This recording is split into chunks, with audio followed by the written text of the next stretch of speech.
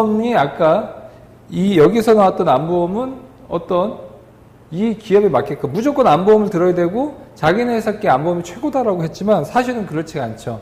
어떤 이면이 숨어 있고 어떤 팩트가 있는지를 한번 알아보겠습니다. 예를 들어서 암보험 같은 경우는 암보험 필요성을 한번 봐볼게요. 진짜로 암보험이 필요하지 않은지를 한번 보면 암 치료비가 지금 얼마나 되는지가 필요하겠죠. 왜냐하면 어떤 질병에 걸렸을 때 내가 이 질병에 대해서 전부 보험을 들 수는 없습니다. 왜냐하면 보험료가 천정부지로 올라가겠죠.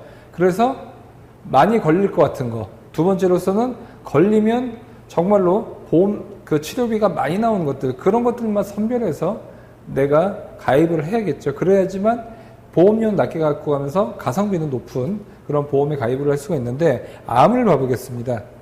암을 보면 간암이 한번 걸리면 평균 치료비가 6,622만 원이 나옵니다. 췌장암이 6,371만 원. 그러니까 이게 상당히 돈이 많이 들어가는 암이 있고 돈이 적게 들어가는 암이 있습니다. 반면에 대장암 같은 경우는 2,300만 원. 그런데 2,300만 원은 상당히 크죠. 그래서 우선은 이렇게 치료비가 많이 나오고, 그렇기 때문에 우선은 아까도 얘기했다시피 보험을 들 때 두 가지가 있었죠. 많이 걸리는 거와 큰 금액이 들어가는 건데 우선은 금액은 상당히 크다라고 볼 수가 있습니다. 거기다가 암이 얼마나 많이 걸리는지 한번 봐볼게요. 매년 17만 명의 새로운 암보험 환자가 생겨나고 있습니다. 그러니까 매년 17만 명이 새로 걸리는 거죠. 암 선고를 받는 거고요. 국민 중에서 3명 중에 1명이 암이 걸립니다. 거기다 조기에 발견될 경우는 완치율이 높죠. 그러니까 치료비가 있고 내가 건강검진만 꾸준하게 한다라고 하면 바로바로 치료를 할 수가 있는데, 치료를 못하는 경우는 두 가지겠죠. 건강검진을 안 하는 경우, 두 번째는 치료비가 없을 경우, 두 가지겠죠. 그래서 암보험을 가입을 해서 여기에 대해서 치료를 해야 될 필요성이 있죠. 물론 실비 같은 경우가 들어져 있어서 내가 병원비가 뭐 80% 90% 나온다고 할 수 있지만, 암보험은 왜 드냐?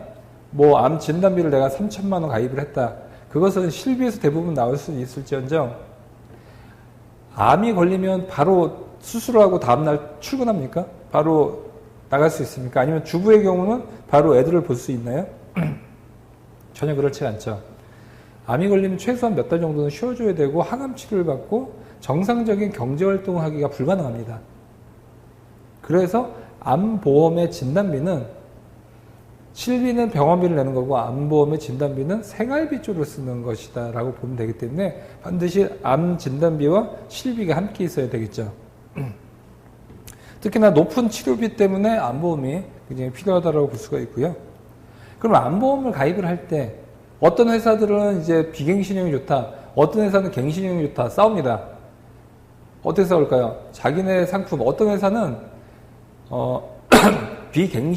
갱신형만 파는 데가 있어요. 특히나 S모 회사 같은 경우는 갱신형만 있게 아주 유명한 회사죠. 국내에서 가장 큰 보험사기 때문에 뭐 브랜드 네임은 있을지언정 상품은 정말로 갱신형 위주로밖에 없기 때문에 선택폭이 작다고 볼 수밖에 없습니다. 그래서 갱신형을 보면 장점이 있어요. 그래도 갱신형이 무조건 나쁜 건 아닙니다. 초기 보험료가 낮죠. 두 번째로서는 단점이 있는데 정기간 보험료를 납부합니다. 예를 들어서 보험을 가입을 했는데 보통은 20년 납을 하죠. 보통 가입을 하면 대부분 20년 납, 한 90세 만기를 많이 합니다. 이게 비갱신형이죠.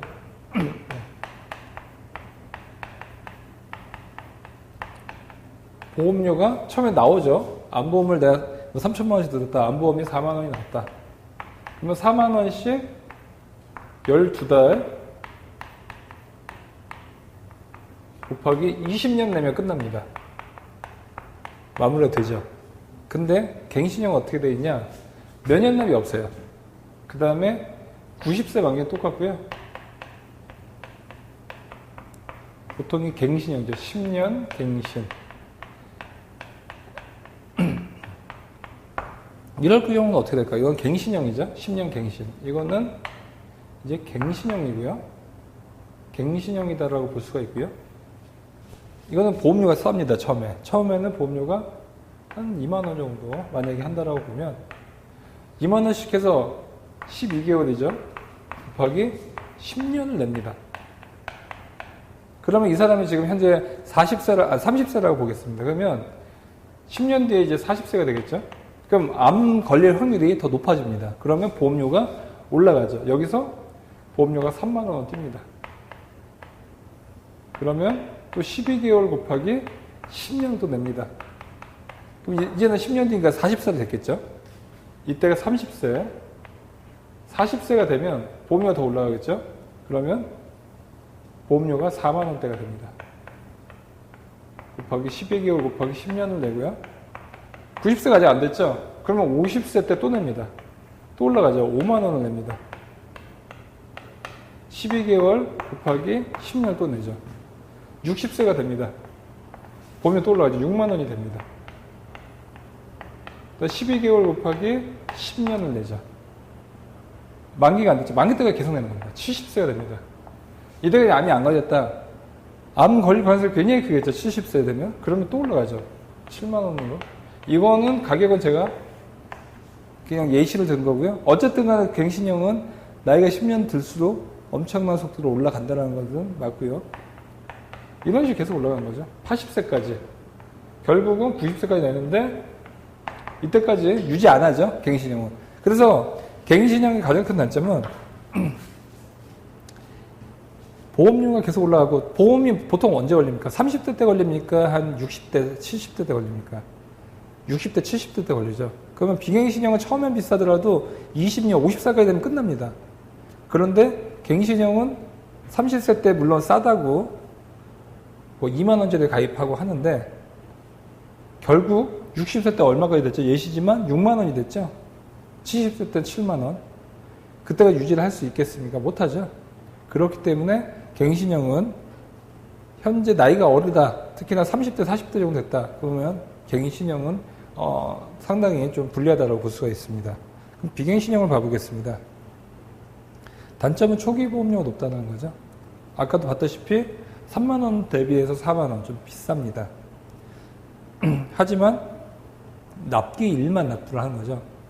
아까 갱신형 같은 경우는 20대 때 가입을 하면 80세, 90세까지 납부를 해야 되지만 비갱신형 같은 경우는 20대에서 20년, 그러니까 40살이 될 때까지만 납부를 하면 되기 때문에 이런 부분이 좋다고 볼 수가 있고요.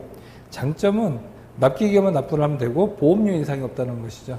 그래서 사실상 암보험은 대부분 비갱신형으로 가입을 하는 것이 맞다라고 볼 수가 있죠. 결론적으로는 10대부터 40대는 비갱신형이 무조건 유리하다고 볼 수가 있고요. 대신에 50대 이상부터는 보험료를 비교해 봐야 됩니다. 왜냐하면 암이라는 게 50대에도 걸릴 수 있으면 만약에 그럴 경우는 갱신형이 유리할 수가 있겠죠. 그 다음에 갱신형을 할 경우에는 갱신 주기가 긴 것을 선택하는 것이 좋습니다. 갱신형이라는 것은 3년 갱신이 있고요. 10년 갱신이 있고 15년 갱신이 있고 다양한데요. 3년 갱신의 경우는 3년 뒤에 보험료가 뜁니다. 그리고 3년 뒤에 또 뛰고요. 10년 갱신형 같은 경우는 10년 뒤에 뛰죠. 그리고 15년 갱신형은 15년간은 보험료가 변동이 없다가 15년 이후에 보험료가 올라가죠. 결국 갱신형이 긴 주기, 즉 15년 갱신형이 훨씬 더 유리하다고 볼 수가 있습니다. 그 다음에 암보험에서 정말로 중요한 부분은 암보험의 책임 면책 기간이 있어요. 그러니까 가끔 이런 경우 있죠. 보험 사기라든지 역선택이라는 얘기가 종종 나올 텐데요. 암이 걸린 거예요, 내가. 근데 무슨 생각하죠? 암에 딱 걸리자마자? 아니면 암이 걸릴 것 같을 때 내가 보험에 들었나? 그 생각부터 하죠. 내가 암이 걸렸는데 얘기를 안 한 거예요. 그리고 보험사에다가 가입을 하면 보험이 가입이 될까요? 안 될까요? 보험이 가입이 됩니다. 그래서 A라는 사람이 보험에 가입이 된 거예요. 그래서 보험을 1억짜리를 들었습니다. 보험에 걸리면 1억이 나오게끔 보험 들어갔고 한 달 있다가 위암에 걸렸다라고 보험사에다가 통지를 합니다. 그러면 보험금이 나올까요? 안 나올까요? 한 푼도 안 나옵니다. 왜냐? 면책기간이라는 게 있죠. 워낙 이런 잔머리를 쓰는 사람들이 좀 많았겠습니까? 그렇기 때문에 보험사가 사전에 이런 것들을 차단했던 기능이 바로 암보험 책임 면책 기간이다라고 볼 수가 있는데요. 먼저 암보험을 가입하고 90일 이후에 보장이 됩니다. 즉 3개월 이전에 암이 걸렸다고 하더라도 암 보험사에서는 책임이 없으니까 보험은 보험금 한 푼도 안 나오게 되고요. 그 다음에 생보사의 경우, 생보사는 어떤 회사들이죠? 삼성생명, 하나생명, 교보생명, 뒤에 생명자가 붙은 회사들 같은 경우는 암보험이 암을 내가 2016년 1월 1일 날 가입을 했다라고 보면 2018년 1월 1일 전까지 암이 걸리면 내가 암보험금에 만약에 5천만 원짜리를 가입을 한 겁니다. 그러면 2,500만 원까지밖에 지급을 하지 않습니다. 그리고 2018년, 즉 내가 암보험을 가입을 하고 나서 2년 이후부터 암에 걸렸을 경우에는 보험금이 100%가 나오게 됩니다. 손보사 같은 경우는 조건이 조금 더 좋습니다. 그래서 암보험이 손보사가 유리하다고 하는 이유가 바로 이것 때문인데요. 손보사의 경우는 1년 미만에 걸렸을 경우는 50%를 지급하지만 1년 이후부터는 100%를 다 지급을 하게 됩니다. 그래서 만약에 내 건강검진을 받는다. 거기서 만약에 뭐 어떤 용종이 발견이 됐다든지 추가 검사를 받는다고 하면 암으로 발전될 가능성이 크겠죠. 그럴 수가 있기 때문에 암보험 같은 경우는 젊은 나이에 미리미리 가입하는 것이 좋다. 어쨌든 간에 비갱신을 했을 때는 보험료가 싸겠죠. 싸고 20년 납입이면 끝나기 때문에 늦게 가입할 필요가 전혀 없다는 거죠. 그 다음에 언론에서 알려주지 않는 정말로 암보험의 선택 방법. 왜냐? 광고를 하는 암보험은 대부분 상품이 안 좋기 때문에 광고를 합니다. 반대로 좋은 암보험은 어떨까요? 좋은 암보험은 보험 설계사들이 권합니다.